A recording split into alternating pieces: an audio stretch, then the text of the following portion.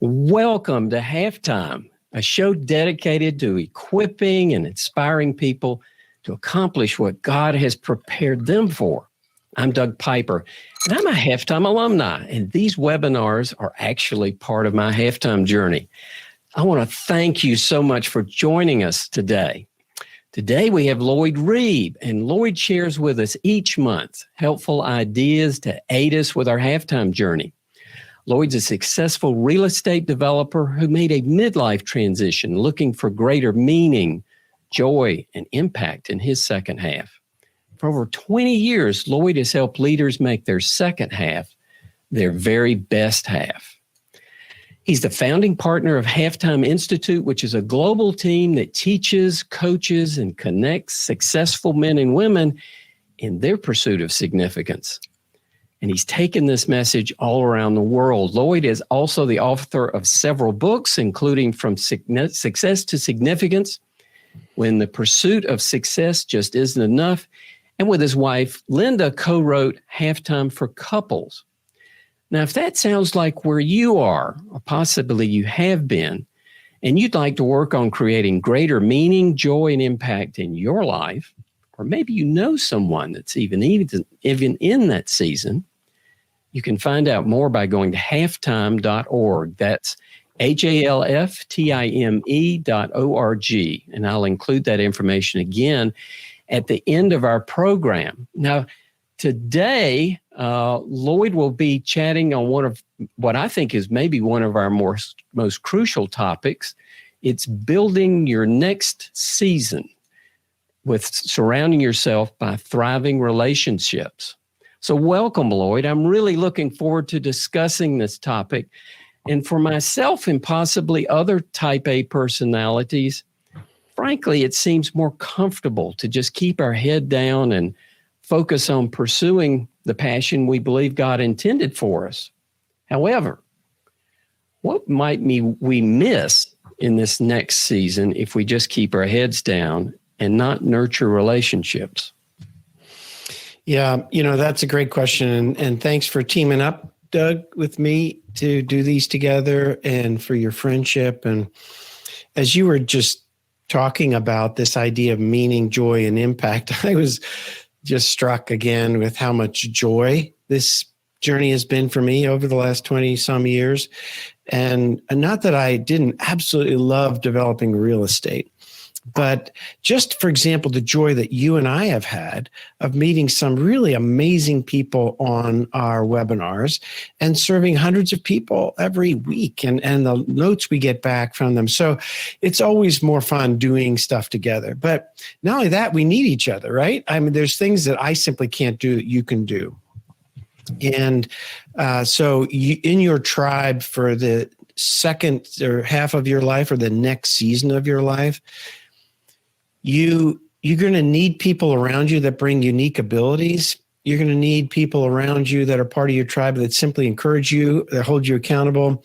And then there are people around you that you already know and love that you want to prioritize.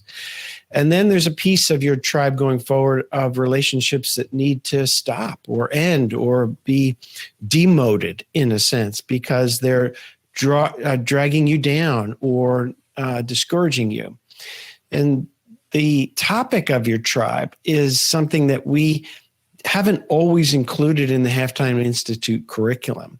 So these Coffee with Lloyd times together that Doug and I do are kind of like continuing ed for our Halftime alumni, things that we're learning right now that we think will help you on your journey, help you finish well. And this is one of those topics, isn't it, Doug?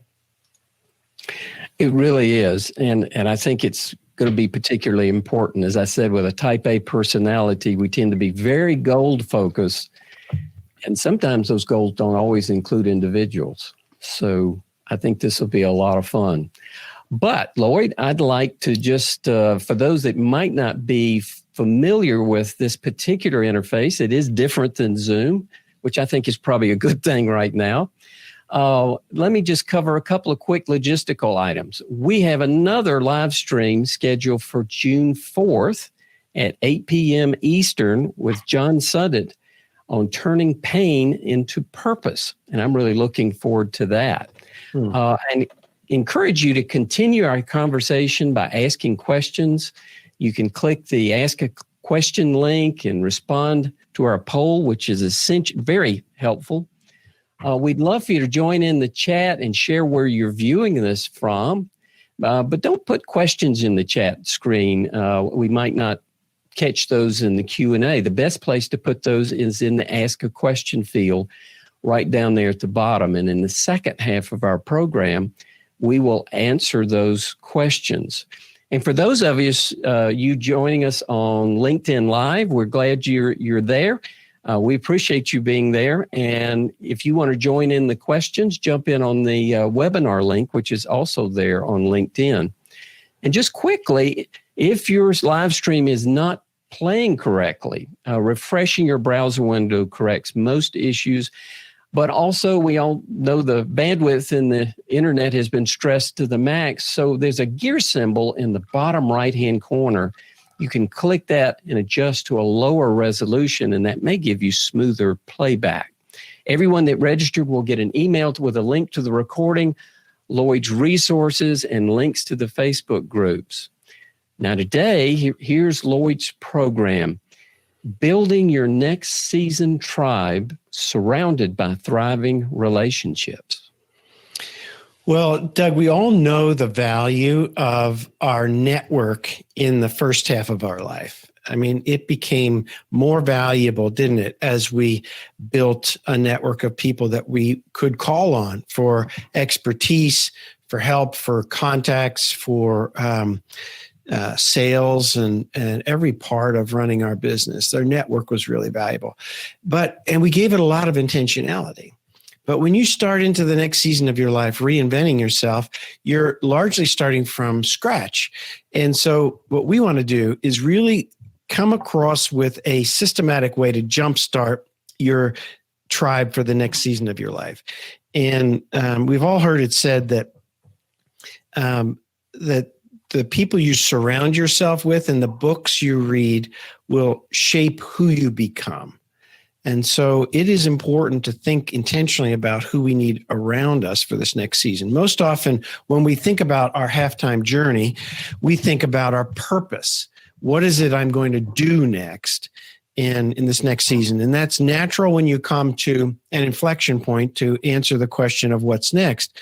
But it's equally important to ask a who question alongside of the do question. And there are two different groups of people we're going to talk about today. The people who you love the most and who you want to invest heavily in this next season and build more intimacy with and include them in your exploration now in your halftime journey. And then secondly, those that you will need around you in order to succeed in this journey. Just like I illustrated with you and I, Doug, that it's been said, the African expression that if you want to go fast, go alone. And if you want to go far, go with others or go together. And this is about going far. We want to help you finish well in this next season. So this is the idea of tribe. Those you love the most that you want to include in your journey and those that you will need around you to succeed.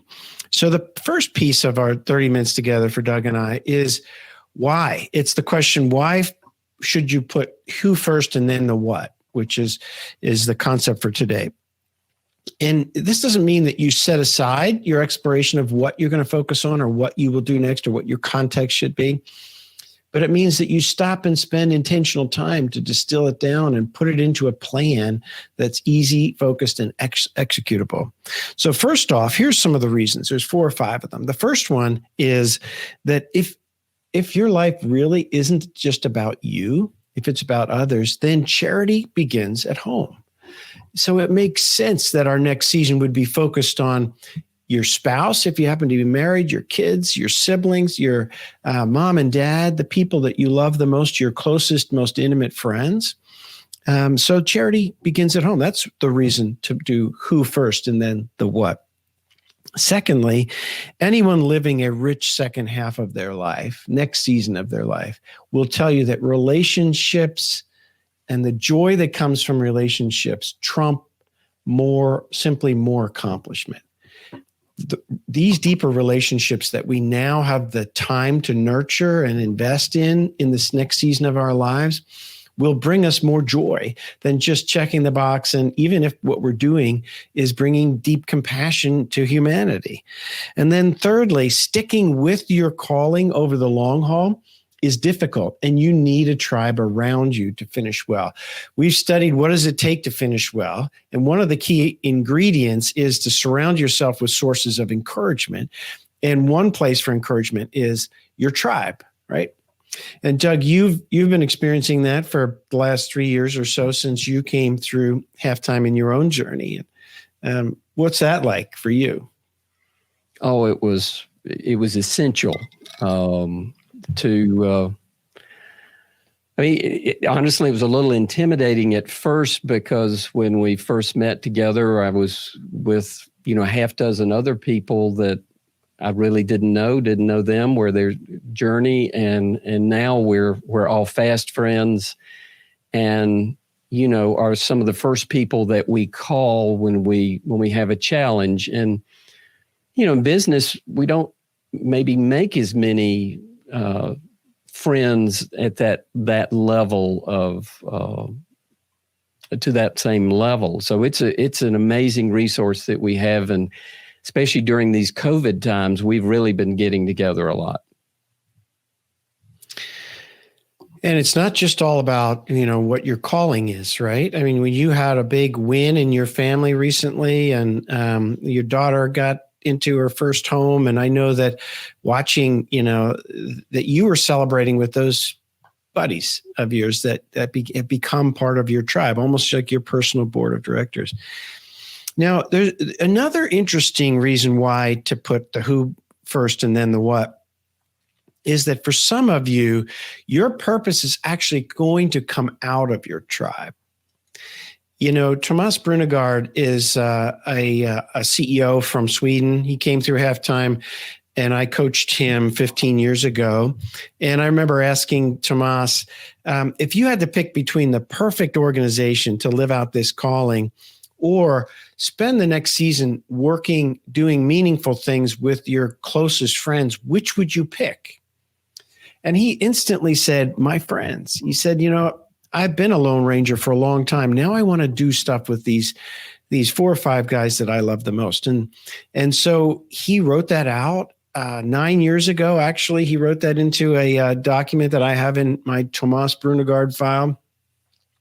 And I talked to him recently, and that's what he's doing. His purpose has come out of the combined interests and talents of his tribe. And they bought a company in Europe that's their platform to serve people, and it's called the Euro Academy. And they're just having a blast doing it together. And then lastly, you actually need your tribe to help you define your journey. This was an interesting discovery for us, Doug, wasn't it? And I want to read a quote from Thomas Merton's really thoughtful book called No Man is an Island. And track with this. It's a little bit complex, but track with this because there's deep wisdom in this. He said, since no man is an island, since we all depend on one another, I cannot work out God's will in my own life unless I also consciously help others work out his will in theirs. His will then is our deeper and fuller integration with other people. And this integration doesn't result in the absorption and disappearance of our own personality, but in its affirmation and its perfection. And so as you help others think through their calling, the big issues of their next season, you gain clarity yourself. This is what Peter Drucker taught Bob when we were first starting the Halftime Institute. He said to Bob, I can tell you why you're not seeing success in your Halftime Institute early work. He said, because, and then this is a quote, smart people need a safe place among peers to think their confusion out loud. And he had learned that the truth about Thomas Merton's deal. Now, Doug, as you and I have worked through this, when you started your journey, you were not clear about what your calling was, right? Like, how do you take an electrical engineer's background, having run a company that did, I don't know how many mergers and acquisitions over time, and then what does it look like? But today, we've discovered it together, didn't we? And I can see things in your life that you can't see, and the same way, the other way, right? So talk about how this has been for you, and maybe even if you've got a picture of your tribe, show us, who these people are that help bring wisdom into your second half. Yeah, we've been getting together like a lot of people on Zoom, and that's a motley crew. We are scattered all over the state of South Carolina, and so during COVID, it's been especially challenging. But I guess we are, like a lot of people during crisis, we're actually drawn together more, and it's been a great resource not only to help us each kind of move into our second half. We're a sounding board for each other. What do you think of this idea? What do you think of that? Do you know anybody in this area? Just a tremendous resource, but also in life's challenges. One of our members' son went off to college, and he thought, why don't I get our roundtable together and just have each one of them share 60 seconds of advice for someone going off to college. And I thought that was so powerful. I wish, something like that had occurred for my children, and because it's very inspiring. So yeah, it's just a really strong group that would not have occurred had I not, gone through the program. So for those of you who've not been part of a halftime journey or process with peers, I am starting several virtual roundtables that you can participate in even now. It's a couple of hours every month over 9 months, and you'll be with 6 or 7 peers online just like this. It's just as intimate as looking each other in the face across the table from each other, if not more intimate. And we've been testing these out, and just click on the note below, contact Lloyd, and I'd be glad to get you into one of those groups. So now Doug and I want to look at a poll, because we always adapt our content to a poll. So this is really interactive, right? Yeah, it is a very powerful poll. I will go through and read the questions, and we'll kind of look at the results. And it's not too late to put your comment in there, or your vote in there now. And again, we're going to make the rest of the program focused on really the areas that everyone, where it resonates the most. When you think about the tribe around you to make your next season great, which of the following is your biggest challenge? Creating alignment with my spouse and family, finding the right people to work with, finding the right advisors, creating a personal board of directors, or identifying a mentor, even if that's a technical mentor. So Lloyd will look at the poll and see where our numbers are. We are very strongly, it has kind of shifted from where it was this morning, but actually quite a bit from where it was this morning. Identifying a mentor, 45% of our audience sees that as the biggest challenge. Second to that is creating alignment with my spouse and or family, but mentor keeps growing. The right people, right advisors, personal board of directors is all down in 10% or less category. So very strongly spouse, family, and mentor. Okay, good. So we'll go through each of these, but then we'll put more weight on those ones that are high on the need level. So let me start with the big picture. I encourage you, the things you write down and the things you measure are the things that get your attention and get your time in life. They're the places where you're going to accomplish things. We've all known that in our business, and now we have the opportunity. When we're leading our life as chief life officer, it takes more intentionality to write these things down and be specific about them. So here's my encouragement to you. I have my tribe on this simple little piece of paper. It's one sheet of paper. And this is just a template. There's nothing magical about it, but it forces you to be intentional. And when there's a box on here that you have nobody in it, it's a little bit of a gap analysis. It helps you understand, wow, maybe I should look for someone in that box that could play that role. And so we're going to share this with you at the end of the webinar when we follow up with recording, et cetera, in a day or two. You'll get this template. In the meanwhile, just assume that you have that you're able to structure this a little bit more. I want you to think of two categories. Actually three, but the two primary ones. One is, who are the already existing relationships that you're going to prioritize? And, the easiest way is every single one of those people happens to have a name. And if you're going to focus on loving a few people extravagantly, it seems strange, but there's power in writing their names down. And, this was 2009. I have this little piece of paper I've carried with me in my leather fold here. And I just wrote this little list here in April of 2009. These are the 10 people that I was going to love extravagantly. Actually, April of 2008. And then I wrote down what they care the most about. And then I wrote down what I was going to do to try to be a help to them. That was a first step in building this inner world tribe. And you think, really, it was just 2008 that you got that sort of focused and intentional? Gosh, I wish I had done that years ago. I can't tell you how much that has transformed every single one of those relationships. And now I've added a son-in-law and a daughter-in-law to that list. I have added 2 grandchildren to that list, right, Doug? And that takes up a chunk of your calendar. So really, who are those relationships? Write them down. And then who are the most intimate friends that you want? And then let's talk about the mentor and personal board, because these are your inner world.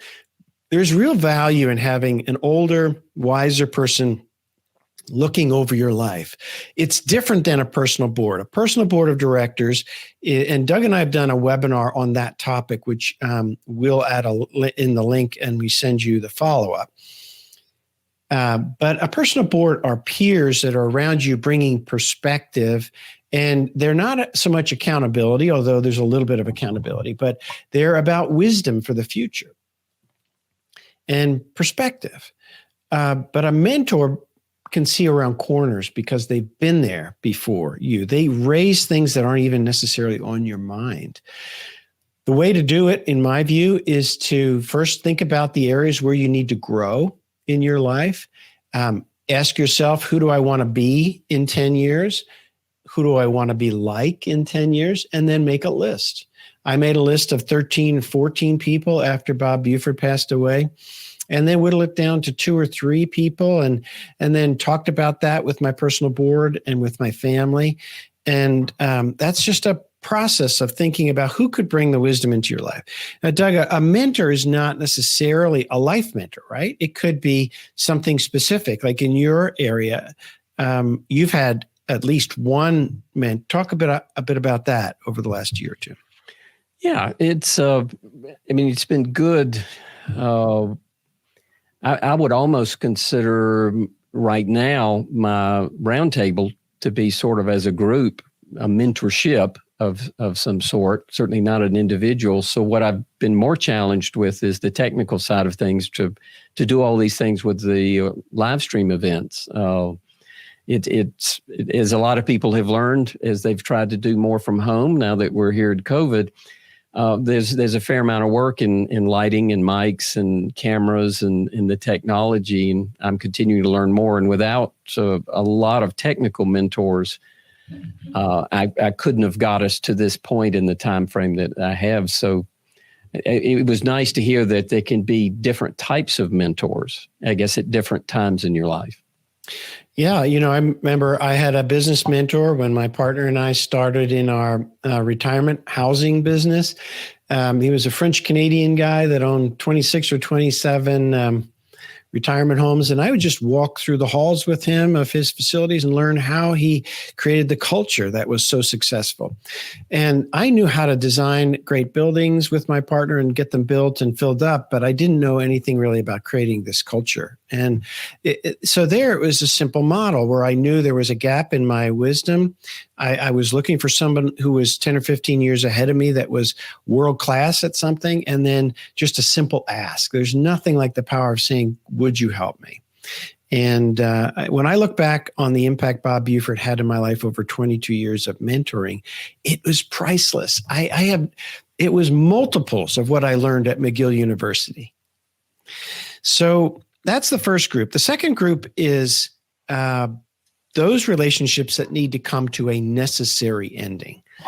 This is what Peter Drucker called planned abandonment. And Henry Cloud has written a book called Planned Abandonment, or called Necessary Endings, rather. And you want to ask yourself, are there relationships in my life that are distracting me, dragging me down, discouraging me, using up a disproportionate amount of emotional energy that I need to do something different with?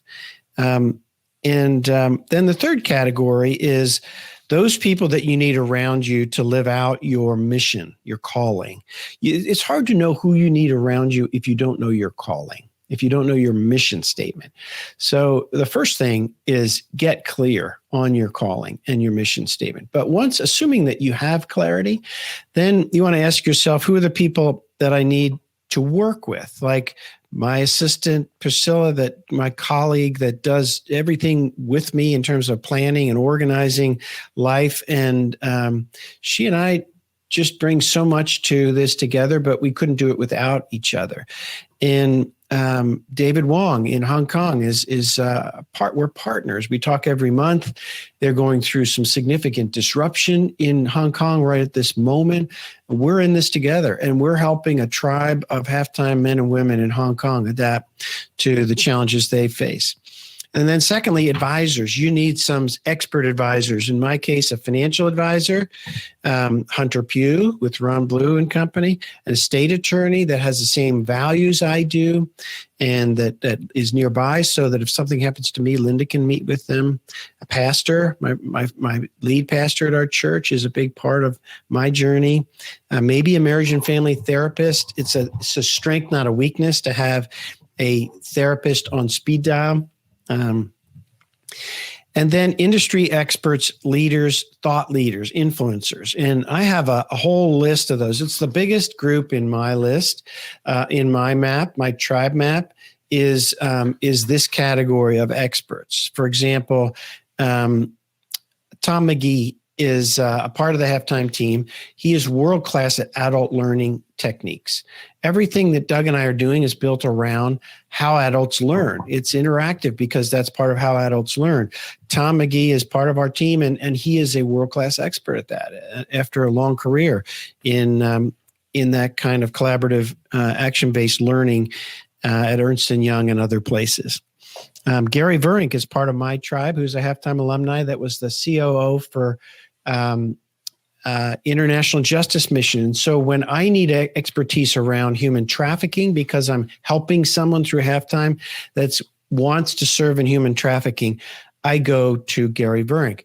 So I have built out intentionally a tribe of experts in every single area that I need over time. And then I invest some time in those. I try to really serve them.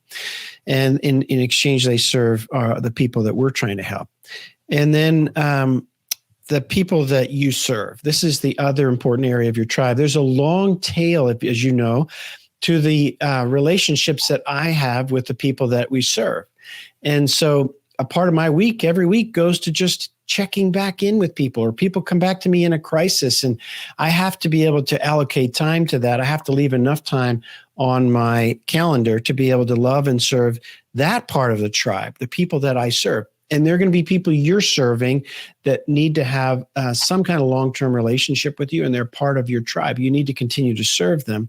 What I'm doing today, what Doug and I are doing today, is part of serving our tribe, right, Doug? So let's wrap up with these ideas. Here are 5 things that I think are important if I were starting all over again to build a tribe for the next season. The first would be to write their names down. And this template that we're going to send you is a great way to start, but just start with a piece of paper. Who are the people that you love the most, that you want to nurture a relationship with even deeper? And who are the people you need around you who would you think would make a great mentor? Write the names down. Secondly, put those people on your calendar. Nothing will happen if they don't show up in your life. So put them on your calendar. I'm investing in the 10 boys of the people I love the most. And so I have a standing appointment on my calendar every month for 90 minutes. And it just says, reach out to your friends' 10 boys. And so it has all their names and their contact info. And so it's so easy for me to say, hey, Stevie, how's it going? Or just quickly go down. I don't get them every time, and I don't always send them something that's just perfect, but it's made a huge difference over the last 5 years. And then work at understanding them. For each of those 10 boys and for the people on my personal board of directors, I'm working at understanding them. What are their strengths? What are their interests? What's their love language? What's their biggest fear? I have a list here for our family that I made. Again, it's just written. Every person in my immediate family, and then what's their single biggest opportunity? What's their biggest risk? And what am I going to do to try to help them in 2020? And then the fourth thing is offer them help. I remember being on calls with Bob Buford, and he ended almost every call by saying, what is the most meaningful thing I could do to be useful to you? And I thought, wow, imagine going through life if every conversation you ended with, what is the most meaningful thing I could do to be useful to you? How joyful your life would be and how much opportunity you would have. And then the fifth thing is share your dreams and plans with your tribe so that they can be part of it, so they can understand more intimately where you're going. And it helps build the glue, the connection. So 5 steps: write their names down, put them on your calendar, focus on really understanding their needs, their dreams, their personalities, etc. Offer to help them, and then share your journey with them. So Doug, we should stop there since we're right at the top of the hour, and that's our commitment to people, right? It is. And we are right on schedule. And I appreciate that so much. And I appreciate everybody joining us. Now, the second half of our program is your questions. And so we will transition to those. We'll take the first question. There's still time for you to enter in some more questions if you would like. And if you see a question there you want to vote up, you can do that. So again, for those that need to leave, we understand that. The rest is recorded. And actually, if you need to submit a question and leave, you'll still get it answered and get a unique email with a link to exactly where your question was answered in the video. So don't hesitate to do that too. So Lloyd, we'll transition to the first question. Lloyd, this first one is, mentors are challenging. Can you have more than one? For example, a technical mentor, or do they have to be chairman of the United Nations, former chairmen of the United Nations? Yeah. And so we touched on that, I think, a bit before, just serendipitously, but obviously there's value to getting somebody who's been the chairman of the United Nations, right, Doug? Because they would have so much global exposure if that was useful to you. But, Linda runs something called momsmentoring.com, my wife, Linda, and that's her passion. And she picks moms who have been fully engaged in building strong families and healthy marriages in their own life, and that have an interest to be involved in the lives of other younger moms that have preschool kids. But they don't have to all be the same. And there are many great ways to have a family, many ways to have a great family. There's probably a handful of ways to ruin your family. So a mentor, it doesn't have to be someone who's a rock star in an area, but someone who's been there before, is good at listening, and is interested. So I think, just like we said earlier, if we start by making a list of people that are similar to what we'd like to be 10 or 15 years from now. And, you don't have to formalize mentorship. You can start by saying, do you have time for coffee? As simple as that. And ask them some questions. And a mentor can have an influence in an early part of your journey, and it can taper off over time. One of the mentors in my life is Bill Wellens, who was a founding pastor at Fellowship Bible Church in Little Rock. And he and Robert Lewis created things like Men's Fraternity and Raising a Modern Day Knight and things like that together. And he and I wrote a book together called Unlimited Partnership, about how pastors and businessmen and women can partner together. Well, he has 9 grandkids, and he's one of the best grandpas I know. And so when our daughter-in-law got pregnant, I could see that I was going to be a grandpa before long. I went to Little Rock and spent some time with Bill and sat at dinner, and I wrote, sort of under the table, I was taking notes, and I wrote down 6 things that I learned from him and then distilled them down into a single sheet of paper that I sent to him. But the biggest thing Bill taught me was not rocket science, but it was from experience. He said to me, when you show up, your adult kids already know what you think. You've written about it. They've heard you at your halftime talks, unfortunately, all over the world. They've gone with you to places. And he said, but you need to give them freedom to be themselves. And he said, so here's my sort of watchword for you. Make up your mind you're going to join their journey, not judge their journey. So I wrote it down. And I came home and I talked to every one of our kids. I said, I'm committed to joining your journey going forward, not judging your journey. So I want you to help me understand, what does that look like? How can I be actively involved in bringing my best to you? In other words, joining your journey, but not sitting over here with my arms folded saying, well, why'd you do that? Or I would have done this, or whatever the case might be. There's the power of a mentor. Now, that was one dinner, and yet his impact in my life continues to this day. And that was two and a half years ago. And I think that is such a powerful statement. You had mentioned it earlier, and I had written it down. And we think about it regularly as we approach our adult children when we want to help them. It adds valuable perspective. Well, thank you, Lord. Doug, one little thing on that. Yeah. I noticed that Bill Wellens' name is in my tribe map right here. Isn't that interesting? I'd forgotten about that, but that's the power of having it written down. Because now we have our second granddaughter that was born 4 weeks ago. And I still need wisdom. So I'm probably going to go back to him and say, okay, here's what's worked so far. What do I need to know next, right? If you get some more pearls for that, that's exactly. A great time well spent. All right, we will move on to our next question. Dale has our next question. In addition to Bob Buford, which mentor has influenced your approach to your vocation?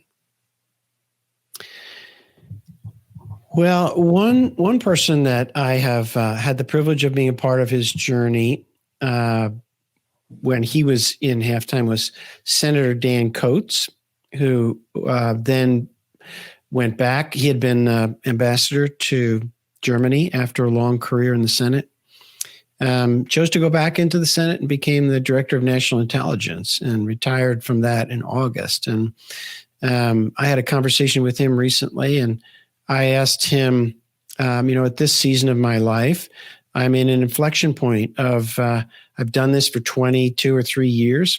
Now it's my opportunity to invest in others who can do this way and do it better and with different talents and different platforms.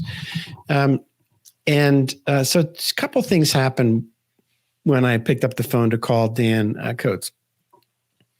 This is a little bit embarrassing, but the first thought went through my mind is, do I really want to make this call?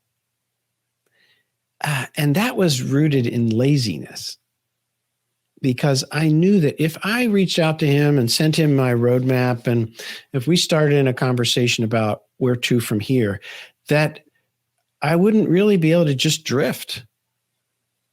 I would have in my mind that next time I talk to him, I got to show up with something. I have to have done something with what he taught me. And so that was the first thought. And I thought, wow, I have benefited from a mentor since I was 12 when I was a gymnast, and I had a mentor all the way through my gymnastics career, and then a business mentor. And I still am afraid of a mentor. I'm still afraid of the accountability and the push and the butt kicking that's going to come with having a wiser, older person look into your life and give you the honest truth. So I just know that that's probably something true that of all of us, is that you pick up the phone to make a call like that, there's a piece of you that maybe wants to be a little bit lazy and just have the freedom to just drift. But I asked, well, like your coach, he was probably going to raise the bar. Exactly. Yeah. And this is what Dan Coates did for me in our call 2 weeks ago. I asked Senator Coates, what do you know at 77 that you wish you knew at 58? What do you know for sure at 77 that you wish you knew at 58? And he said to me, teach yourself to number your days so that you apply your life and heart to wisdom. And he said, now that's right out of the Bible, but this is the distillation of what he's learned in his 70s. He said, focus on a few things you can do really well and add tremendous value, but don't kick the can down the road. Don't push things off that you hope you'll do in your 60s or 70s. He said so many of his friend group in his 70s had things they really wanted to focus on and accomplish, and then just dribbed and drabbed through a life of comfort and leisure without the discipline of focusing on them. And then things come up like health issues or other challenges that he said, you can't imagine how many of them never got to those big things they wanted to do. Now, that's priceless. I mean, that was one phone call. I got two big things out of it. Number one, I'm still tempted to drift, even after all these years of learning the value of being accountable. And secondly, just perspective. I tell you, I did not think about that from the vantage point of what he brought to me just a few weeks ago. You knew it, but he underscored it. Yeah. So that is that's exactly right. He made it come alive. Right. Yep. Yeah.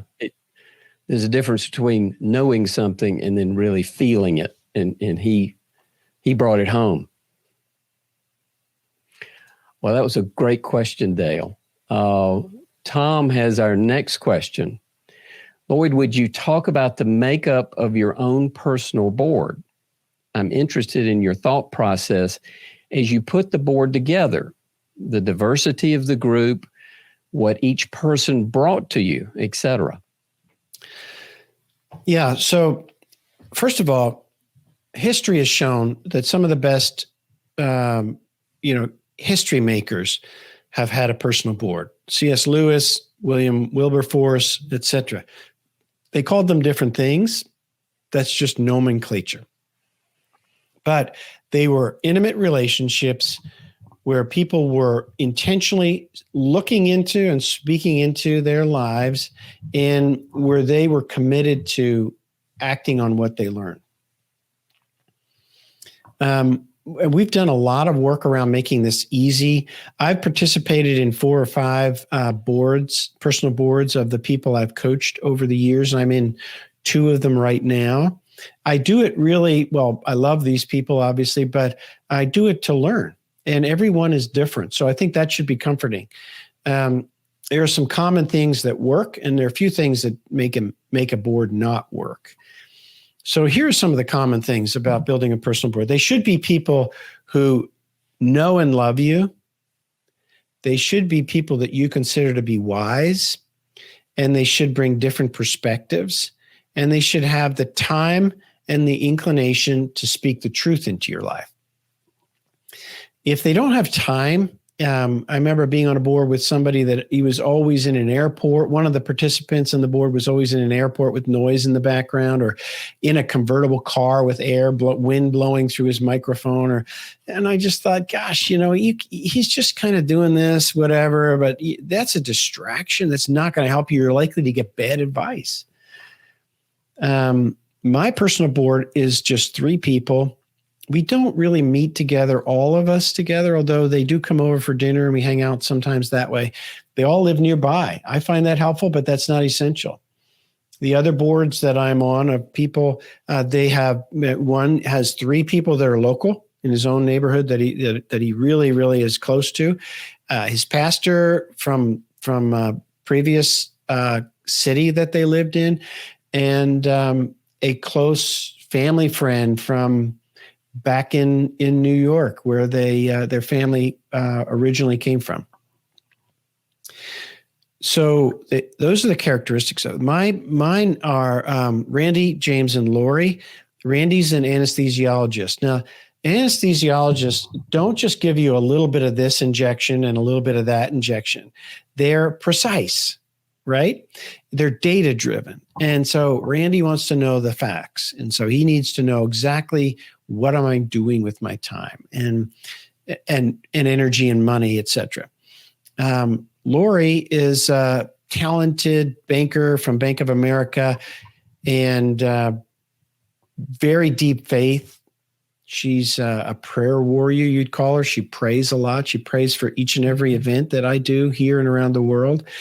And she brings deep spiritual wisdom, but she's more of an operator. She had a big team at Bank of America, and she's very effective at it.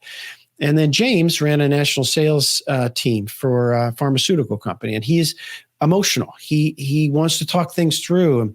He finds it frustrating if I show up at lunch with a mental agenda of what we're going to talk through, because he wants to feel his way through the conversation. Now, I keep track of the feedback they give me. I share it with each other. And if you looked at my file of wisdom I've learned from them, it's unbelievable. And it has kept me from many a pitfall. Probably the best thing I did was when I asked them to send an email to Bob Buford, just describing my life. I asked them to send a long rambling email to him and not send it to me, describing their observation of my life, what my biggest risks were, and what my opportunities were that I'm unaware of. And I'll tell you, that combination of a personal board and a mentor, if you can get them to go back and forth a little bit, it's so powerful. The things he saw through the lens of these 3 people that are on my personal board was vital to him being able to give me real practical wisdom. So that mentor needs to be somebody that'll tell you that last 10%, and you will believe it and do something about it. Yeah. If these people in your life don't have credibility with you, you're probably not going to take their advice seriously, right? And one of the things Bob taught me about being mentored is it's your responsibility to set up the time with your mentor. You need to tell them what's up in your life, unfiltered. You need to tell them what you learned, and then you need to tell them what the results were, what you did with what you learned from them. So I always use those simple steps that he taught me. Well, Tom, what a powerful question and a great way to wrap up a very inspiring event today, Lloyd. I appreciate it so much. Our discussion is always so meaningful. Always leave refreshed, and especially during these quarantine times, it's especially nice to get the opportunity to do this. Thank goodness for this technology. Absolutely. Well, as we wrap up, Lloyd, is there any closing thought that you'd like to just add? And I would just touch on, do we need to touch on a little bit on alignment with wives and family? Oh, yeah. Yeah, great point. I think you're right. That's, if you happen to be married, that's your most important tribe member, right? And I think the mental posture that you and I want to cultivate is to decide to put their calling and their interests ahead of our own in the next season. If you're like me, you look back over the first part of your life and your career, it seems like Linda was always putting my interests and my business ahead of her own and serving. And it seemed to me in halftime that this was my opportunity to turn the tables. And so putting mom's mentoring at the top of my list of things to focus on and help her with, using my strengths without taking over her dream, that's important. What is your spouse's dream? It should be on your roadmap. If you don't know what your spouse's dream is, it's hard to get behind it. Now, he or she may not be able to articulate it right off the bat, and you certainly don't want to push them into feeling like now they need to tackle world poverty after, whatever they've been doing for the first season of life. But knowing their dreams, knowing what they would like if their life turned out perfectly, and then prioritizing that. And so that means putting them on the calendar. So for me, the way I prioritize Linda on my tribe is that I take a day a week that's a Linda day. And so it's marked off in perpetuity for the rest of if you look at my calendar for 2021, every Friday is already blocked off for a Linda day. That doesn't mean it won't be moved. And it might move to a Monday or a Tuesday or whatever, but it's not going to get deleted. And it's just a way of prioritizing Linda. And it's a day that we do stuff she loves. And sometimes it's buy the next, annual flowers and put them in all her pots around our property. And other times it's play tennis and go for a bike ride or go out on the boat. Sometimes if it's just raining, we'll go shopping, for goodness sakes. These are things I might not do. That's something I might not do on my own, but it's something that she might enjoy, although she's not a big shopper. But sometimes that. So you may want to ask yourself, where does my spouse go on my calendar consistently? Where my phone's turned off, they've got my full undivided attention, and it's focused on things they love. I know Linda loves adventure.